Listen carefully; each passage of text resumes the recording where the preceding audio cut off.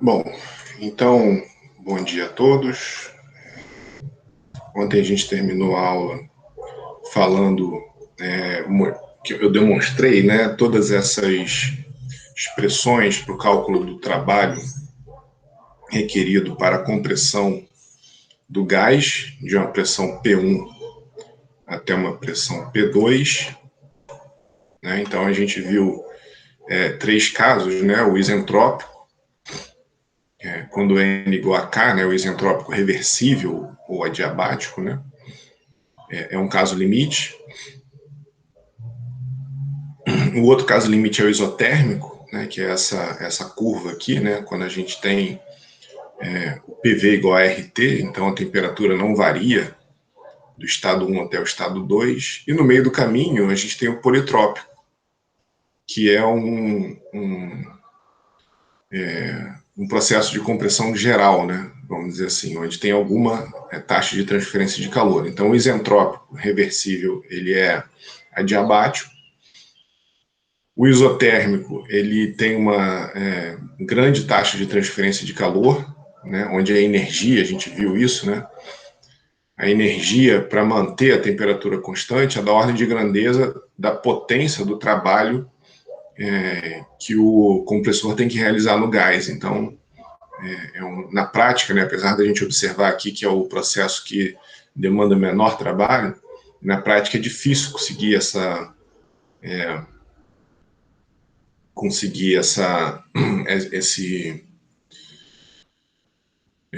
processo, né? Simular ou realizar esse processo. E no meio do caminho é o politrópico, é o que a gente normalmente é o que normalmente acontece, né? Bom, então a gente fez com base nessas hipóteses a dedução da expressão para o trabalho para um processo isotérmico, para um processo politrópico e para um processo isentrópico reversível. Tá? Então estão todas aqui, todas as expressões de trabalho. E aí o que a gente observa, e aí a partir também dessas expressões e desse gráfico aqui, e agora a gente entende por que os compressores eles têm um intercooler. Né? Primeiro que a gente viu que quando tem a compressão em vários estágios, ou a eficiência volumétrica ela aumenta à medida que a pressão na descarga, a razão de compressão, né? A razão entre a pressão na descarga e a pressão na admissão, seja a menor possível. É claro, né, aquilo que a gente falou, não dá para ficar colocando um monte de cilindro um do lado do outro e comprimindo de pouquinho em pouquinho, porque o compressor ia ficar muito caro. Então, o que é feito normalmente são 2, 3, 4 estágios, né? Claro, depende da aplicação. E entre eles, um resfriamento. Porque à medida que o ar é admitido, aqui atrás isso é um filtro, né? Então o ar é admitido, ele passa pelo primeiro estágio de compressão, né? Pelo primeiro compressor.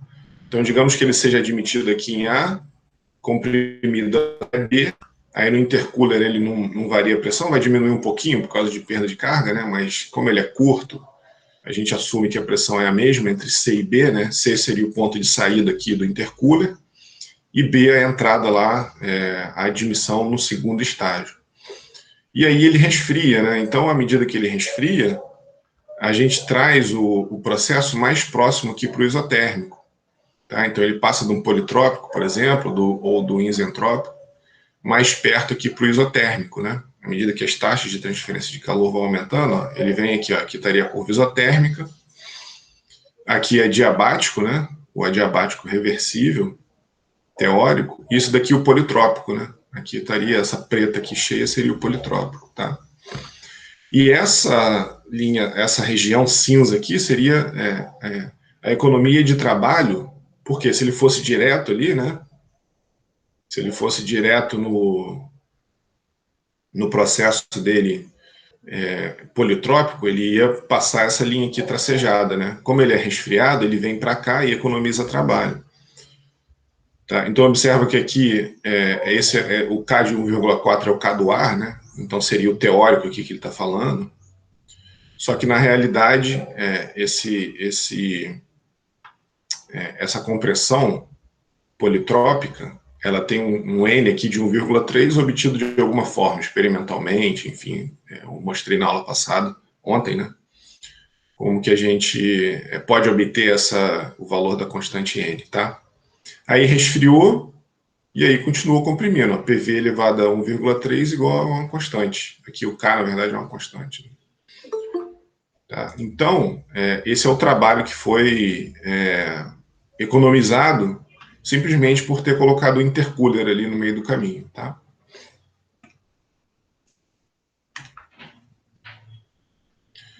Para um processo adiabático, né, sem transferência de calor, o menor trabalho requerido é o isentrópico reversível, justamente esse aqui. Ó. Qualquer ação adiabático reversível vai ter o trabalho requerido maior por causa do atrito, né? A gente tinha falado lá da termodinâmica, a gente sabe dos fatores que fazem com que um processo se torne reversível. Então, atrito é um deles. Então, o isentrópico reversível, né, é o processo adiabático com a menor requisição, né, ou com menor energia requerida para o processo de compressão. Então, qualquer processo adiabático irreversível vai precisar de mais trabalho por causa das irreversibilidades, né, o atrito, por exemplo.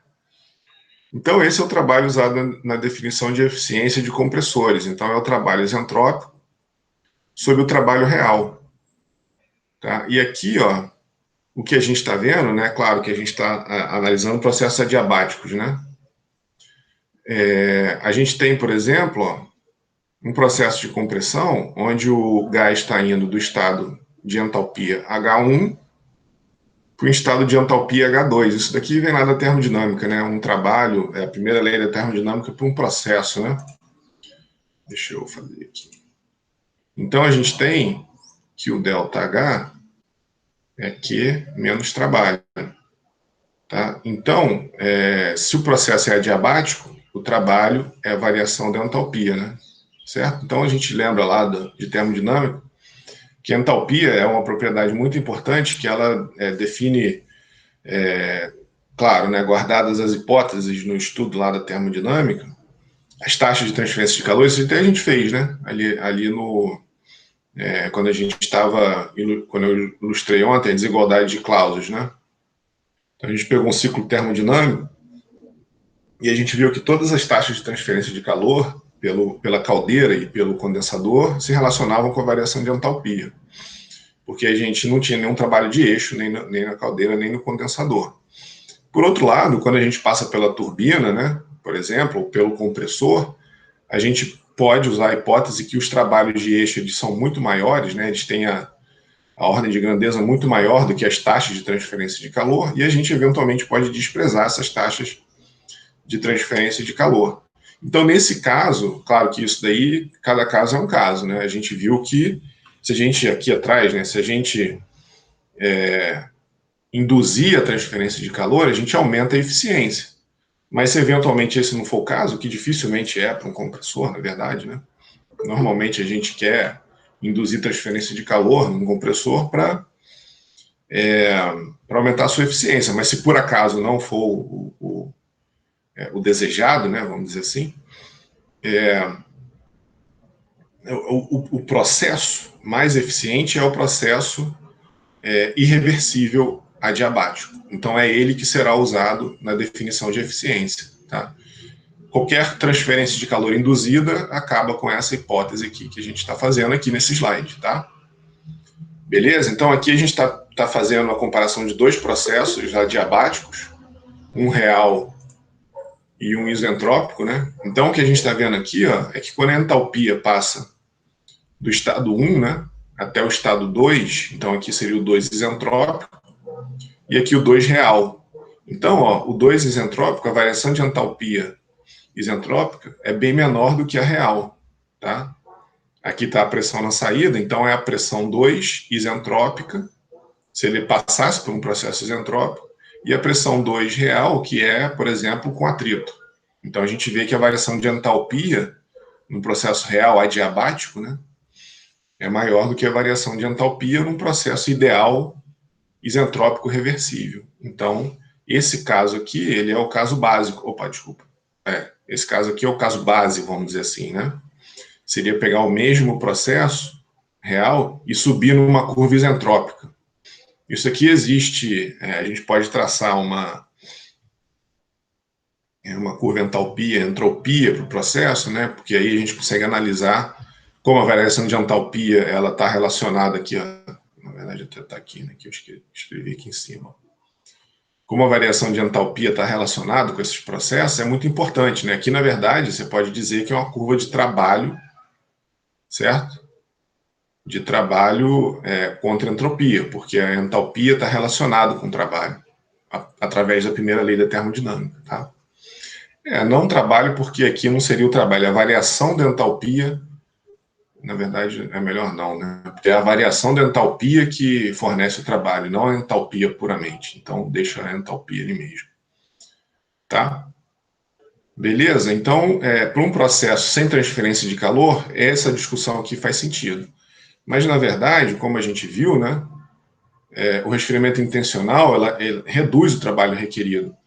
Então, a gente estava aqui, ó, a gente estava nessa análise aqui, só olhando esse cara e todos os processos daqui para cima, né? Porque esse é o isentrópico limite, vamos dizer assim, né? É o adiabático limite, né? Daqui para cá, todos os processos envolvem transferência de calor.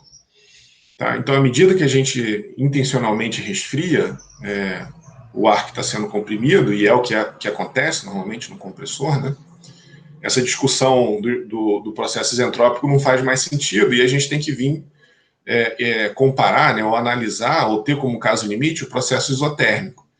Então, apesar dele nunca ser alcançado, né, isso é que nem o ciclo Otto lá, né, o ciclo Otto nunca é alcançado, mas ele é usado como base de eficiência para motores de combustão interna. Então, aqui é mais ou menos a mesma coisa. O processo isotérmico ele é um processo idealizado, mas ele é usado, e é difícil, né, quase impossível alcançar esses processos de compressão, mas ele é uma base para definir a eficiência do compressor, tá?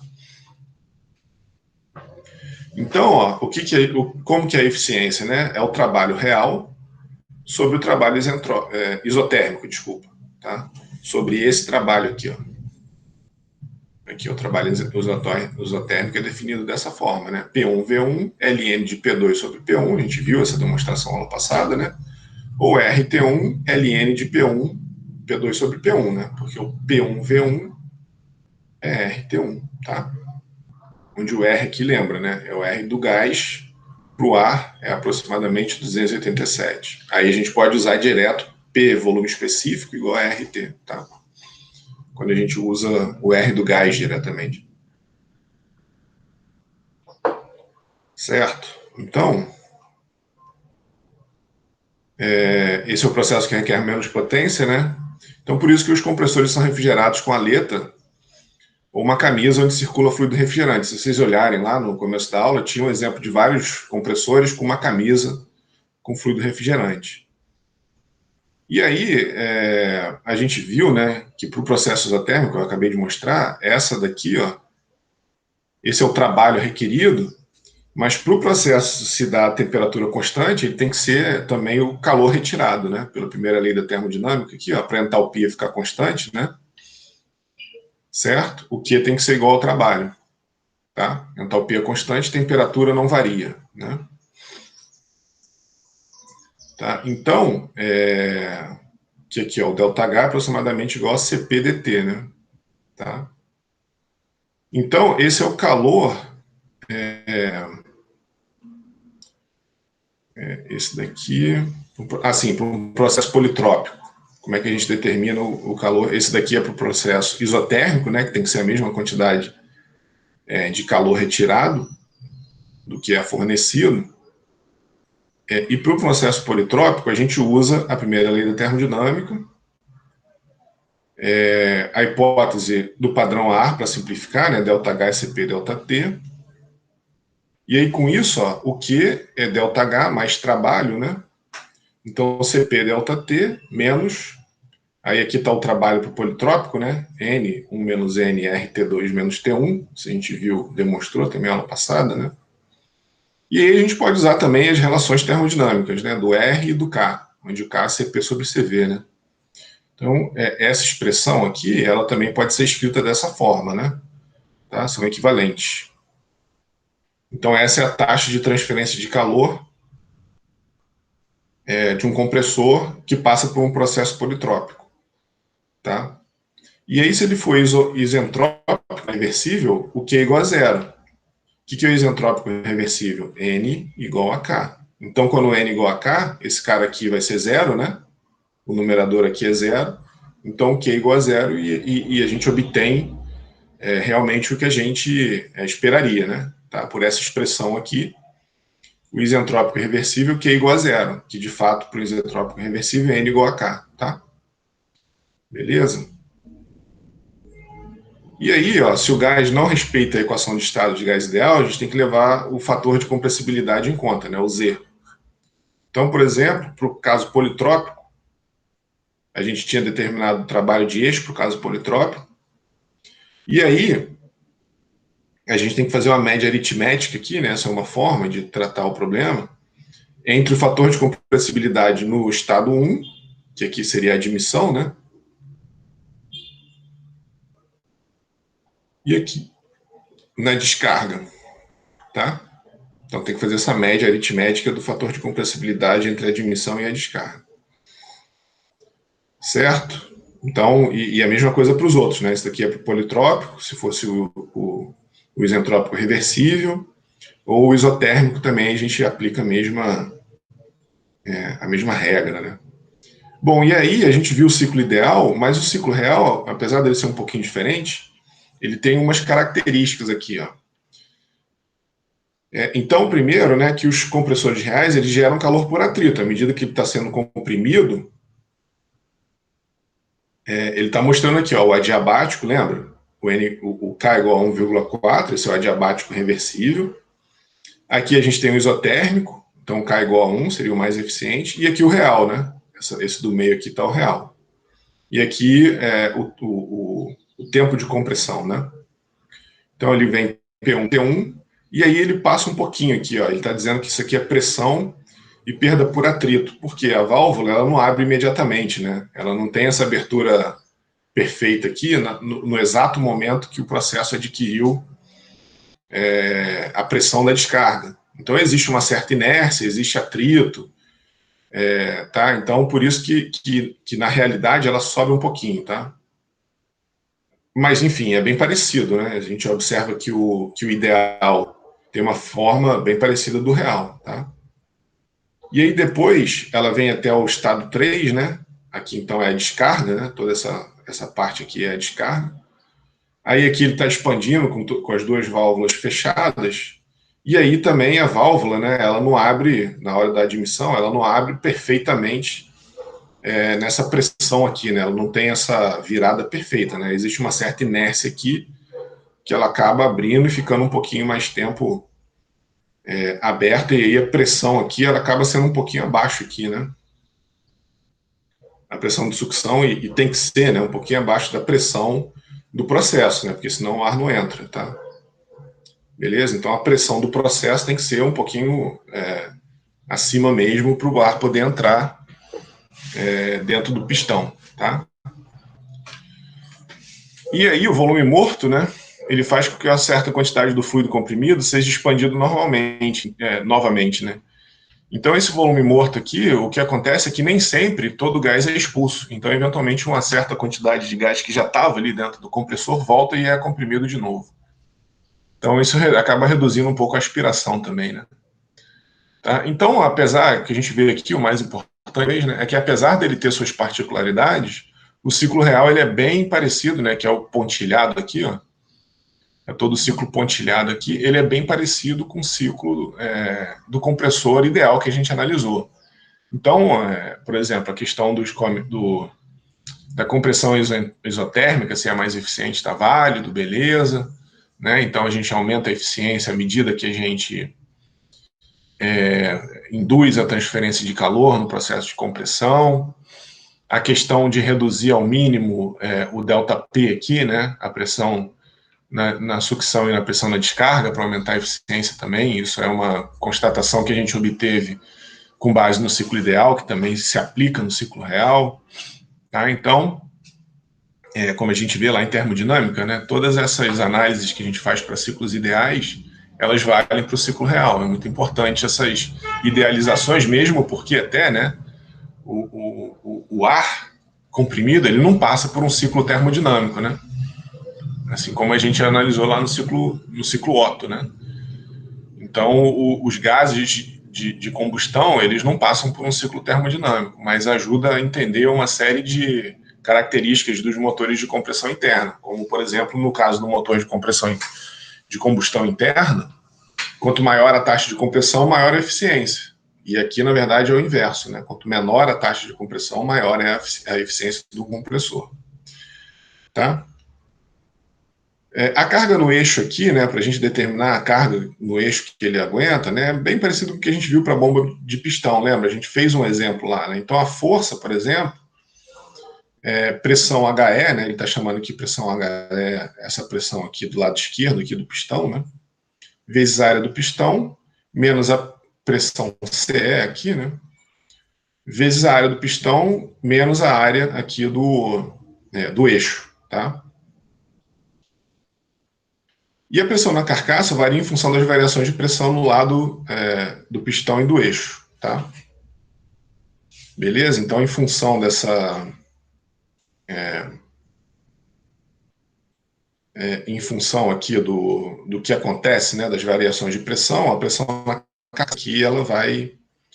e a pressão exposta aqui, né, certo? E a pressão exposta aqui, a gente pode chamar aqui uma pressão, sei lá, externa, vamos dizer, né? Então, essa diferença de pressão vai fornecer as pressões que a carcaça suporta, né? A gente não vai trabalhar nisso. O que a gente vai trabalhar mais, como a gente viu no caso das bombas, é a carga no eixo, né? São essas forças que se desenvolvem aqui pela diferença de pressão de um lado e do outro do pistão, tá? É isso que a gente vai estar interessado, como que a gente fez lá no caso de bombas volumétricas, né? Também bem parecido, se eu não me engano, inclusive a mesma expressão que a gente fez para a bomba. Ó, como a cada rotação do eixo de manivela temos um ciclo de compressão, o compressor de simples efeito aqui, ó, tem a vazão calculada dessa forma, né? O volume a cilindrada do compressor, né? Que é o volume aspirado, lembra disso? Não é o volume deslocado, né? Então, a própria definição de eficiência volumétrica era justamente isso, né? Quanto do volume aspirado, ou desculpa, quanto do volume deslocado é efetivamente aspirado, né? Tá? Então, aqui, ó, o volume deslocado é a partir do momento que ele terminou a descarga e a válvula de admissão e de descarga estão fechadas, até o momento que a válvula de admissão abre. Então, quer dizer, isso daqui, na verdade, vamos falar o contrário, né? O volume aspirado é óbvio, né? A partir do momento que a válvula de admissão se abre. Então, é esse volume aqui, né? Tá? E o volume deslocado é todo o volume que o pistão faz sempre que ele passa pelo curso dele, né? Tá? Então, é essa relação. É a relação do volume deslocado para o volume aspirado. Então, a gente tem aqui, né, a cilindrada do compressor, vezes a eficiência volumétrica aqui, ó. Isso daqui vai dar o volume aspirado, tá? Certo? Beleza? Aí isso vezes o N ponto, vezes a rotação sobre 60. Então a gente tem metros cúbicos por segundo. Quantos metros cúbicos por segundo esse compressor desloca, tá? Então rotação em RPM, N eta V aqui é o rendimento volumétrico, e todos a gente já definiu anteriormente, né? E aí a gente também pode definir a vazão mássica, né? Simplesmente multiplicando pela massa específica a vazão volumétrica, tá?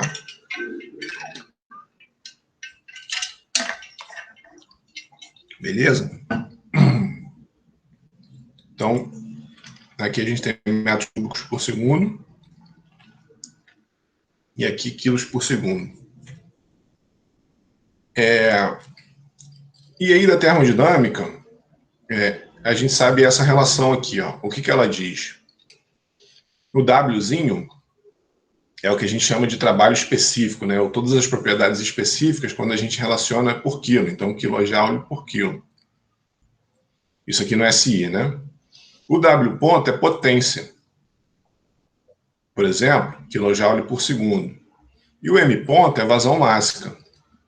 Então, quilo por segundo. Se a gente dividir esses dois caras aqui, né? Quilojoule por segundo, dividido por quilo por segundo, a gente fica com quilojoule por quilo.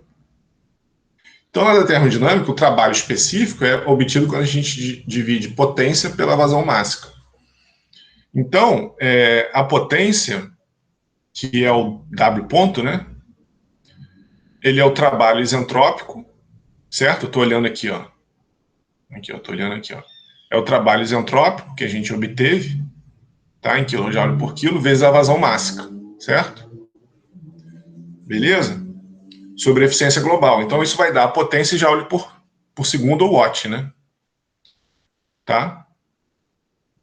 E a eficiência global, a eficiência mecânica, vezes a eficiência isentrópica, né? A eficiência mecânica são os atritos de eixo, né? Os atritos no rolamento. E a eficiência isentrópica aqui é o fato do processo de compressão não respeitar um processo de entropia constante, né? As irreversibilidades que ocorrem ali acabam afastando o processo de compressão de um processo sem atrito, né, por exemplo. Tá?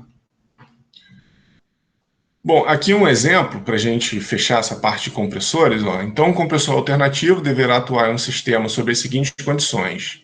A pressão da sucção de 1000 kPa. Então, ele está aspirando de um processo a 1000 kPa, temperatura de 23 graus Celsius e pressão na descarga de 3.600 kPa. Então, o compressor tem as seguintes características. 2 cilindros iguais, de duplo efeito. O diâmetro do cilindro é de 40 centímetros. Então, aqui, né, o diâmetro de cada cilindro aqui é de 40 centímetros. E o curso do pistão é de 30 centímetros. O diâmetro da haste é de 9,4, então aqui, né? O diâmetro dessa haste aqui é de Dzinho, por exemplo, né, 9,4. E Dzão, se a gente chamar assim, né? De 40 centímetros. Aqui centímetros, aqui centímetros. O clearance é de 18%, né, que é a relação entre o volume morto e o volume deslocado, né, que a gente lembra que a gente quer que seja o menor possível, mas até que ele é relativamente grande, né, 20% do volume deslocado nesse compressor é de volume morto. O rendimento adiabático é de 82%, então ele já está dando, né, o rendimento adiabático. A gente está assumindo aí um processo de compressão adiabático, né, tá? Rendimento mecânico de 93%, e os limites operais são a pressão máxima do cilindro de 4.420 kPa, temperatura máxima do cilindro 120 graus Celsius e a carga máxima na haste de 364 kN. A rotação máxima do compressor de 500 RPM e tem um motor elétrico de 1.200 kW a 400 RPM para operar esse compressor. Então ele quer saber a vazão máxima, a possibilidade de operação dessa máquina, sabendo que o gás tem um K de 1,22, massa molecular de 26,1 e fator de compressibilidade na admissão e na descarga de 0,96 e 0,92. Então vamos ver como é que a gente analisa esse compressor aí, né? Então, a primeira coisa, né, vazão máxima, talvez seja o mais direto, né? Então, 2 vezes o volume deslocado, vezes a eficiência volumétrica. Então, a gente tem aqui o volume aspirado, né? Quando a gente faz essa conta aqui, a gente tem o volume aspirado, vezes a rotação sobre 60. Então, para o cálculo, a gente precisa de várias quantidades, né? Então, o rendimento volumétrico é 1 menos o clearance, relação de pressão, 1 sobre K menos 1. Tudo isso aqui foi dado, né? Essa relação está dada ali, né? Ele passa de 1000 kPa para 3.600 kPa.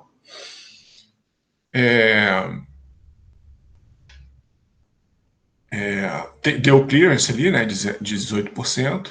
E o K do gás, 1,22. Então, a gente tem que o clearance, né? Que é a razão do volume morto para o volume deslocado, é de 0,18. Foi dado, né?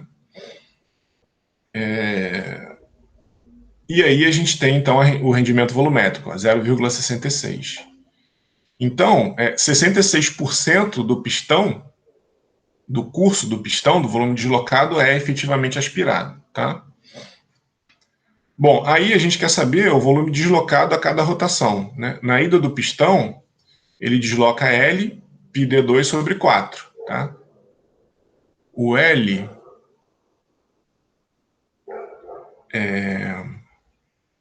vamos ver onde ele desceu. Acho que ele falou o curso aqui em algum lugar, né? Aqui, ó, 30 centímetros. O curso do pistão é justamente o L, tá? Beleza? Então ele desloca isso daqui, ó, o L, que é o curso, pi d2 sobre 4 na ida, né? Só que na volta ele tem o diâmetro da haste, tá? Então, para cada rotação, é 2L pi d2 sobre 4 menos L pi dzinho 2 sobre 4, né? Ele pegou, ele simplesmente somou, né?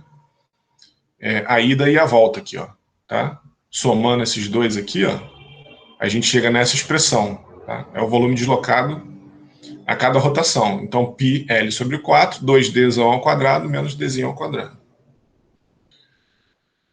Certo? Então, a gente tem aqui, substituindo os valores, né? 0,0733 metros cúbicos por segundo, por cilindro. Tá? E aí, a gente tem todos os elementos para calcular o M ponto, né? Então, Q, 2 vezes o volume deslocado por rotação, né? Que é aqui, 0,0733 metros cúbicos, vezes a velocidade de rotação, vezes a eficiência volumétrica sobre 60. Só substituindo valores aqui, né? 40 metros cúbicos por minuto, para os dois, tá? Beleza? A cada minuto ele desloca 40 metros cúbicos de ar. Então, para determinar a vazão mássica, a gente precisa da massa específica, né? Então, quanto que é a massa específica? É 1 sobre V, né, que é o ρ, que é 1 sobre V. P1, massa molecular, sobre a constante universal do gás, porque ele deu aqui a massa molecular, né? Em vez de ele dar a constante do gás, ele deu a massa molecular, e a gente tem que a constante universal é 8.314. Então, a gente pega a massa molecular e divide pela constante universal dos gases, né? P1, 1000, né? O Z1 é 0,96 e o T1, 296. Ele fala aqui a temperatura na entrada, né? Aqui, ó. Temperatura na sucção, 23 graus Celsius. Tá? Então, a gente tem a massa específica desse gás, 11,05 kg por metro cúbico. Então, a vazão mássica, multiplicar pela vazão volumétrica, né? É o ρQ, né? Aqui. 431,3 kg por minuto, tá? Então, a gente tem um rendimento adiabático de 82%. Então, com isso, a potência absorvida, que é o W ponto, né, é o trabalho isentrópico vezes o M ponto, sobre a eficiência global, que é o rendimento mecânico vezes o rendimento isentrópico. Os dois foram dados, né? Aqui, ó. Rendimento mecânico e o rendimento isentrópico. Tá aqui. Tá? A gente isentrópico e multiplicar pela vazão mássica. Então, o trabalho isentrópico, a gente demonstrou essa expressão aqui, né? Tá? Essa relação a gente obteve, foi demonstrado. E aí a gente substitui, ó, K1 menos K vezes o R, né? O R é o RU, é a constante universal sobre a massa molecular. Então ele deu a massa molecular aqui, né? Então essa conta deu 318,54 vezes a temperatura na admissão, né? T1, aí P2 sobre P1 e todo mundo foi dado, né? Os fatores de compressibilidade na admissão e na descarga, né? Tá? Então tá tudo dado aí. Então o trabalho isentrópico é 127.714 joule por quilo. É o trabalho que entra, tá? Tá aqui, né, o cálculo do R do gás, tá? E aí, ó, a gente, para fazer em kilowatt, né? Primeiro a gente passa de... a gente teve aqui uma vazão máxima em quilo por minuto, aqui, ó, quilo por minuto, a gente precisa passar para quilo por segundo. Por isso está dividido por 60 aqui, ó. 431,6 sobre 60, aqui eu estou calculando a potência, né, é o trabalho isentrópico em kJ por quilo, vezes a vazão máxima em quilo por segundo. Tá? Então, isso daqui deu em watt, e aqui a gente tem as eficiências. Ó. Tá? Então, 0,82 vezes 0,93, 1.200 kW, que é a potência que esse compressor demanda, que é a mesma do acionador, né? Tá? Se não fosse, aí, enfim, teria que dizer que precisa de um acionador maior. Cadê? A operação da máquina. Tem um lugar aí que ele diz que tem aqui, ó, um motor elétrico de 1.200 kW a 400 RPM está disponível. Tá? Então, a pressão na descarga é inferior ao limite do cilindro, então tudo bem, né? Ele descarrega aqui, ó, o limite operacional. Então, a pressão máxima do cilindro é 4.420 e ele descarrega 3.600, então beleza. Tá? A temperatura na descarga é obtida aproximadamente pela relação isentrópica, né? Porque é a única que a gente consegue calcular a razão entre temperatura e pressão. Então, por isso que vai ser aproximadamente, não vai ser exato, porque isso não é um processo isentrópico, pelo contrário, né? Ele está dizendo ali que ele tem uma certa transferência de calor, porque ele pediu para a gente comparar com o processo isentrópico, né? Tá? Então, o isentrópico é dos processos adiabáticos o mais eficiente, tá? Então, a gente sabe que ele não tem, que ele é um processo adiabático. Isso daqui, na verdade, né, é a expressão para o processo com isentrópico reversível, né? Tá? Então, a gente tem uma temperatura aproximadamente de 100 graus, que é abaixo do limite de 150 graus que ele disse ali, né? Aqui, ó, 150 graus, tá?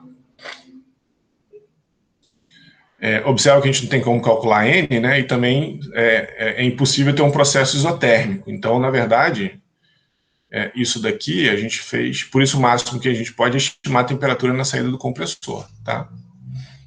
Beleza? É estimar através do processo politrópico reversível, né?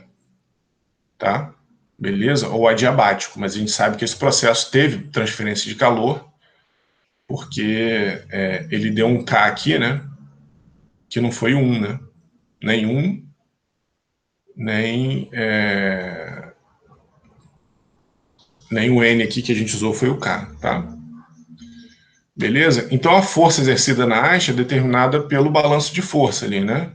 Então a pressão, aquilo que a gente já tinha feito, né? A pressão no lado esquerdo vezes a área, menos a pressão no lado direito, vezes a área, menos a área do eixo ali, né?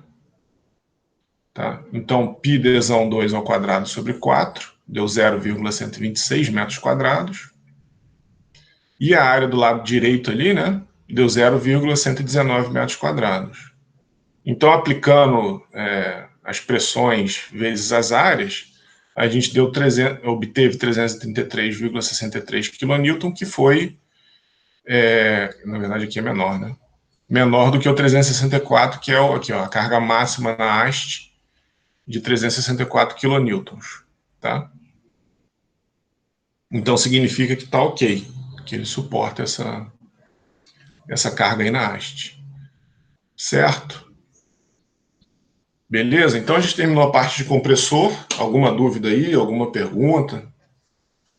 Alguma questão que tenha ficado aí não muito clara?